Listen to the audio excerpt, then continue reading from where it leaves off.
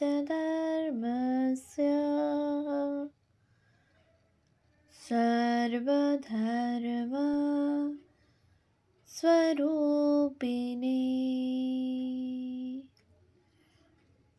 अवतार वरिष्ठाय रामकृष्णाय ते नमः। পূজনীয় স্বামী সুপর্ণানন্দজি মহারাজের রচনা শ্রী রামকথা গ্রন্থ থেকে পাঠ, পৃষ্ঠা সংখ্যা 11। শ্রী রামচন্দ্রের জীবনের দুটি কাজ আমাদের কাছে অতি সমাদরের। এক, তার সীতা উদ্ধার এবং 2, রামরাজ্য স্থাপন, যা এখনও পৃথিবীর কাছে স্বপ্ন সম্ভব বলে মনে হয়। শ্রী রামকৃষ্ণ বিবেকানন্দের কাছেও এই দুটি ভাব সর্বোত্তম গুরুত্ব পেয়েছে। আমাদের শুধু একটু ব্যাখ্যা করে নিতে হবে মাত্র। স্বামী বিবেকানন্দের বিচারে হনুমান আমাদের সর্বশ্রেষ্ঠ আদর্শ। আবার তিনি নিজেকেই মহাবীর হনুমান রূপেই দেখছেন। পক্ষান্তরে জানালেন তিনিই আমাদের সর্বোচ্চ আদর্শ, আর তা হবে নাই বা কেন? তিনি যে শ্রী রামকৃষ্ণদেবের সুখদেব। শ্রী রামকৃষ্ণের কার্যে তিনিও মহাবীরের বীরত্ব নিয়ে রঙ্গমঞ্চে আবির্ভূত। হনুমান সীতা উদ্ধার এবং রামরাজ্য স্থাপনে সর্বাধিক ভূমিকা পালন করেছেন। স্বামীজি মহারাজও বন্দিনী সীতারূপী বেদান্ত বিদ্যাকে পুস্তকের পাতায় বন্দি দশা থেকে মুক্ত করে মানব জীবনে সেই জ্ঞানকে সর্বাধিক প্রয়োজনের সঙ্গে যুক্ত করলেন। আবার পাশ্চাত্যের ধর্মজীবনের কাছে ব্রহ্মবিদ্যা অপরিচিত ছিল। বনের বেদান্তকে ব্যবহারিক জীবনের আঙিনায় সকলের প্রয়োজনীয় সাধনারূপে প্রতিষ্ঠিত করলেন। রামরাজ্য স্থাপন কী রকম? দেবরাজ্য স্থাপন। যে ব্রহ্মবিদ্যা ছিল উপেক্ষিত, ভ্রান্ত এবং জীবন বিমুখ, সেই বেদান্তবিদ্যা উদ্ধার করে দেশে বিদেশে প্রচার করাই দেবরাজ্য বিস্তার। কেউ পাপী নয়, প্রত্যেক মানুষই দেবতা, কারণ সে দেবত্ব গুণসম্পন্ন। নিয়ত দেবত্বকে প্রকাশ করছে কর্মের মধ্য দিয়ে। মানুষকে তার নিজ স্বরূপে বা দেবত্বে প্রতিষ্ঠায় তিনি বদ্ধপরিকর ছিলেন।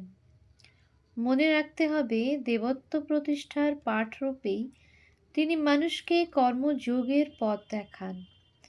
বিচারপূর্বক পবিত্র মনে শুভ কাজ করলেই অন্তরে দেবত্বের সন্ধান পাওয়া যায়। সব শুভ কাজই দেব কার্য। বেদান্তে কর্ম ছিল না। স্বামীজি মহারাজ দেবরাজ্য প্রতিষ্ঠার জন্য সেবা কর্মকে যুক্ত করলেন। প্রতিটি কর্মে যেন মানুষের দেবত্ব বিকাশের পথ বিস্তৃত হয়, এমন সচেতনতা যারা কর্মী তাদের মনে সর্বদা থাকবে। সুতরাং প্রতিটি মানুষকে দেবতা করার দুরূহ কাজেই শ্রী রামকৃষ্ণ তার প্রিয় শিষ্য স্বামীজিকে সমাজের হাতে অর্পণ করেছিলেন। হনুমানের রামকার্য যেমন কঠিন ছিল, তেমনি স্বামীজি মহারাজের রামকৃষ্ণ কার্যও কঠিন ছিল। বহু বাধা বিঘ্ন পার হতে হয়েছে দুজনকেই। আর স্বামীজির উপদেশে এবং কাজের কেন্দ্রীয় তত্ত্বটিও তাই ছিল। অন্তরে সোনা চাপা আছে সবারই। তার প্রকাশ এবং বিকাশের জন্যই শিক্ষা এবং ধর্মকে একযোগে কাজে লাগাতে হবে। সেজন্য তিনি অদ্ভুত এবং অপূর্ব এক সংজ্ঞা দিয়েছিলেন। শিক্ষা হলো অন্তর্নিহিত পূর্ণত্বের বিকাশ, আর ধর্ম হলো অন্তর্নিহিত দেবত্বের বিকাশ। শিক্ষা এবং ধর্মের মিলন চাই, অর্থাৎ পূর্ণত্ব এবং দেবত্বের সংযোগ স্থাপন প্রয়োজন। সেই সংযোগের নামই স্বার্থহীন সেবা। সুতরাং রামকৃষ্ণ অবতারে ব্রহ্মবিদ্যা উদ্ধার এবং প্রচারের ফলে দেবরাজ্য প্রতিষ্ঠার কাজ ত্বরান্বিত হয়। এরই মধ্যে সীতা উদ্ধার ও রামরাজ্য স্থাপনের অভ্রান্ত ইঙ্গিত রয়েছে। সীতা দেবীর উদ্ধার না হলে রামরাজ্য স্থাপন হয় না। সেরূপ সীতারূপী গুপ্ত আত্মবিদ্যা বা ব্রহ্মবিদ্যার নবতম প্রকাশ ঘটিয়ে তাকে জনজীবনে প্রতিষ্ঠা করাই দেবরাজ্য স্থাপন। আজ এই যুগে রামরাজ্যই পৃথিবী জুড়ে রামকৃষ্ণ সাম্রাজ্য রূপে অভিহিত হয়েছে। এ বড় কঠিন কাজ, ব্রত। স্বামীজি তা আনুষ্ঠানিকভাবে শুরু করে দিয়ে গিয়েছেন। অদ্বৈত তত্ত্বের ব্যবহারিক প্রয়োগ, যার নাম সেবাযোগ, সেই কর্মে আমাদের জীবন পণ রেখে যুক্ত হতে হবে।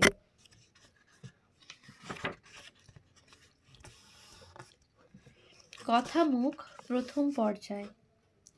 শ্রীরামচন্দ্র ভারতবাসীর প্রাণের দেবতা। তিনি শিবের গুরু এবং শিব স্বয়ং দেবাদিদেব। আবার শ্রীরাম রাজা দশরথের পুত্র, মানব পুত্র। শিব দেবতার গুরু, মানুষ রাম। কেন হলো তা আমাদের বুঝতে হবে। সারা ভারত জুড়ে, ভারতের বাইরেও বিভিন্ন ভাষায় এবং বিভিন্ন আঙ্গিকে শ্রীরামের চরিত্র চিত্রিত হয়েছে। বাল্মীকি রামায়ণে বর্ণিত গল্প কাহিনী ভারতেরই সব রাজ্যের জনসাধারণ মেনে নেয়নি। প্রায় প্রতিটি রাজ্যেই তাদের আঞ্চলিক ভাষায় রামায়ণ কথা লিখিত হয়েছে। আমরা শ্রীরাম কথা আলোচনায় বাল্মীকির রামায়ণ মুখ্যত অনুসরণ করব।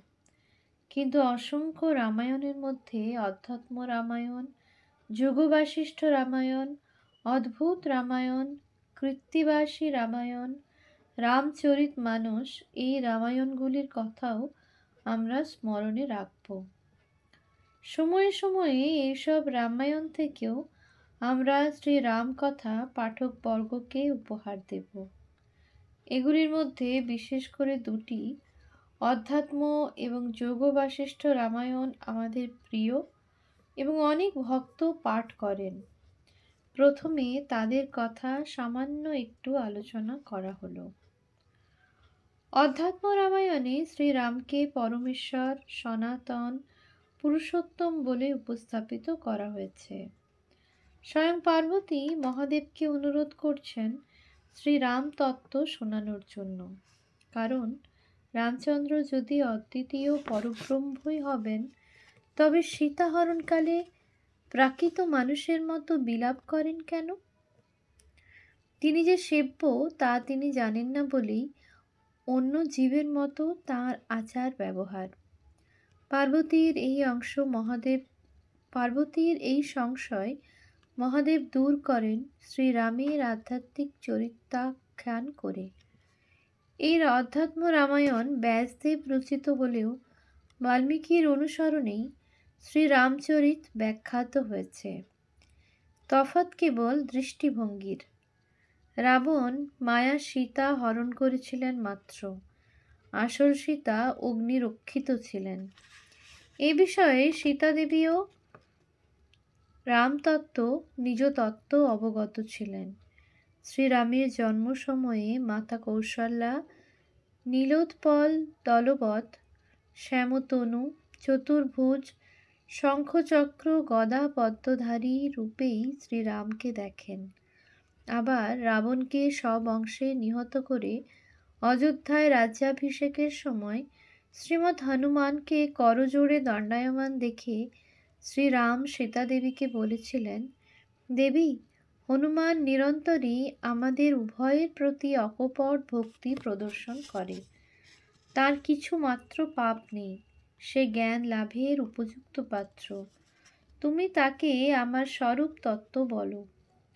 তার জ্ঞান ভিন্ন আর কোনো ধনে অভিলাষ নেই। নিরাকাঙ্ক্ষং জ্ঞানাপেক্ষম মহামতিম।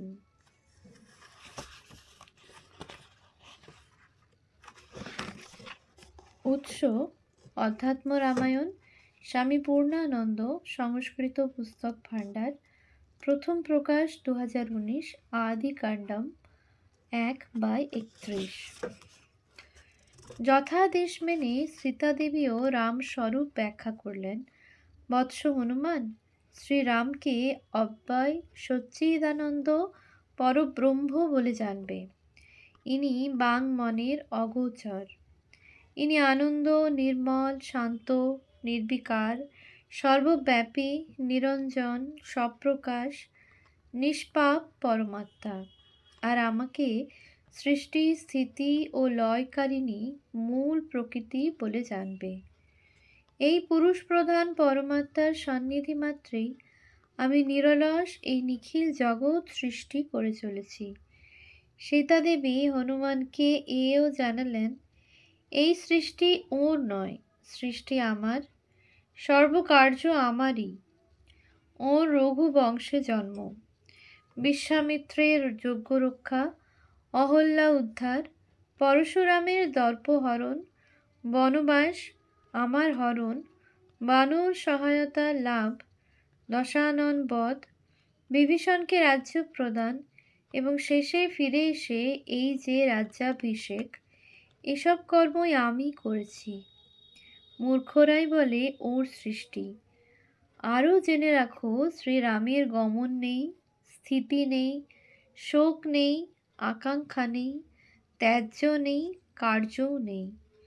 রামও ন গচ্ছতি ন তিষ্ঠতি। উৎস অধ্যাত্ম রামায়ণ, স্বামী পূর্ণানন্দ, সংস্কৃত পুস্তক ভাণ্ডার, প্রথম প্রকাশ 2019, আদি কাণ্ডম 1/46। তত্ত্বমসি অর্থাৎ জীবাত্মা ও পরমাত্মার ঐক্য জ্ঞান দ্যোতক তিনি। সীতা দেবী বললেন, বৎস হনুমান, আমার ভক্ত এই জ্ঞান পেলে আমার পদলাভ করে। হনুমান জ্ঞান প্রাপ্ত হলেন। সীতা দেবীর দ্বারা শ্রীরামের স্বরূপ বর্ণনাটি রাম ও হৃদয় স্তব নামে খ্যাত। স্বয়ং ভগবানের নির্দেশে তাঁরই পরমা প্রকৃতি শক্তিরূপিণী সীতা দেবী এই স্তবের বক্তা বলে এর কার্যকারিতাও অসীম। সুতরাং অধ্যাত্ম রামায়ণে রামতত্ত্ব ব্রহ্মতত্ত্বই। রামায়ণের এরূপ আধ্যাত্মিক ব্যাখ্যায় এখানে প্রকাশ করেছেন ব্যাসদেব। যোগবাশিষ্ঠ রামায়ণেও চিত্তশুদ্ধির মাধ্যমে জ্ঞান ও কর্ম উভয়ের সহায়তায় সজ্জন ও সাধুরা কিভাবে মুক্তিপদে অধিরূঢ় হবেন তার কথা শ্রীরাম জীবন অবলম্বনে ব্যাখ্যা করা হয়েছে। ঋষি অগস্ত্য শিষ্য সুতীক্ষ্ণকে এক ব্রাহ্মণের কথা শোনালেন। সেই ব্রাহ্মণ গুরুগৃহে গিয়ে কর্মকে হেয় ভেবে তা পরিত্যাগ করলে তার পিতা রুষ্ট হয়ে জানতে চাইলেন, তুমি কি কারণে কর্ম ত্যাগ করলে তা বলো। তোমার সিদ্ধিলাভ তো দূর অস্ত। পুত্র বললেন, পিতা, জ্ঞানই মুক্তি লাভের উপায়। কর্মে মুক্তি নেই, সন্ন্যাস যোগেই মুক্তি। পিতা তখন বাল্মীকি এবং মুক্তি পিপাসু রাজা অরিষ্টনেমির বাক্যালাপ শোনালেন। বাল্মীকি বললেন, রাজা জটিল ও দূরধিগম্য মুক্তিমার্গ সম্বন্ধে বশিষ্ঠদেব শিষ্য ভাবাপন্ন ভগবান শ্রীরামকে যে উপদেশ করেন তা আপনার নিকট বলছি। এই রামায়ণ শুনলেই আপনি জীবন মুক্তি পাবেন। রাজা একটু আশ্চর্য হয়েই জানতে চাইলেন, ভগবান শ্রীরাম তো বিষ্ণু, তিনি বশিষ্ঠের শিষ্য হয়ে শিক্ষা লাভ করলেন, তা কি করে সম্ভব? এভাবেই বশিষ্ঠ যোগ রামায়ণ ব্যাখ্যা করেছিলেন এবং এই রামায়ণের রচয়িতাও স্বয়ং বাল্মীকি। সর্বজ্ঞ ভগবান বিষ্ণু ভক্তের বাক্য রক্ষা করার জন্য শ্রীরামরূপে রাজা হয়ে সাধারণ মানুষের ন্যায় লীলা করেছিলেন। মূল রামায়ণ লেখার পর বাল্মীকি এই যোগবাশিষ্ঠ রামায়ণ কেন লিখলেন? কারণ বাল্মীকি জানিয়েছেন, আমি এই সংসাররূপ কারাগারে বিনশ্বর বাসনা শৃঙ্খলে বদ্ধ রয়েছি। কী রূপে মুক্তি লাভ করব, এমন নিশ্চয় জ্ঞান যাদের অন্তরে উদিত হয়, তাদের পক্ষে এই যোগবাশিষ্ঠ বিশিষ্ট রূপে উপকারী। উৎস: Yogavasistha Ramayana 1/2/2, Munshiram Manoharlal publishers private limited, নতুন দিল্লি, 1981।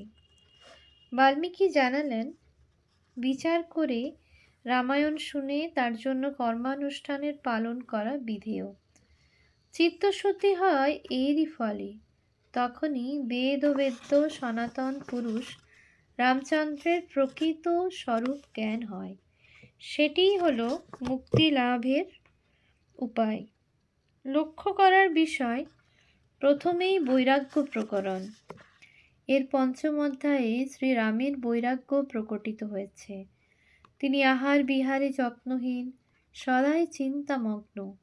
কৃশদেহ চিত্তাক্রান্ত দেখে দশরথ শ্রীরামকে কোলে নিয়ে, তখন তার বয়স 10 বছর, জিজ্ঞাসা করলেন, বাছা, কেন তোমার এমন মানসিক বৈকল্য? শ্রীরাম পিতার মনে দুঃখ দিতে চান না, তাই এড়িয়ে গেলেন। বললেন, আমার কিছু মাত্র দুঃখ বা চিন্তা জন্মেনি। এখানে স্মরণ করা প্রয়োজন যে আজকালকার ছেলেমেয়েরাও বাবা মায়ের কাছে এমন মিথ্যা ভাষণ করে মনের ভাব চেপে রাখে। এরা অবশ্য বাবা মার কষ্ট হবে বলে তা করে না, এই বড় তফাৎ। দশরথ তখন কুলগুরু বশিষ্ঠকে বললেন, গুরুদেব, প্রিয় রাম কি জন্য ক্ষিন্ন হচ্ছে? বশিষ্ঠ বললেন, রামের ক্ষিন্ন হওয়ার বিশিষ্ট কারণ আছে।